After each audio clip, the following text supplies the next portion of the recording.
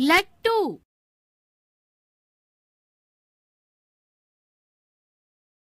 Dumdum का लट्टू कहाँ है? उसने घर के कोने-कोने में अपने लट्टू को ढूंढा, खिलौनों के डिब्बे में भी ढूंढा। डमडम को लट्टू कहीं भी नहीं मिला। सारी किताबों के नीचे देखा,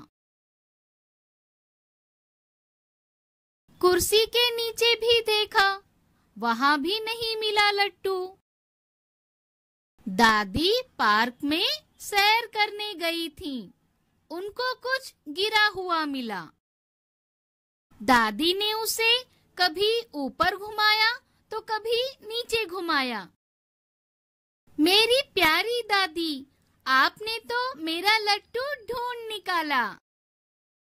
रुको डमडम, ये तो बहुत मजेदार लट्टू है। आज इस लट्टू से तुम नहीं, मैं खेलूंगी।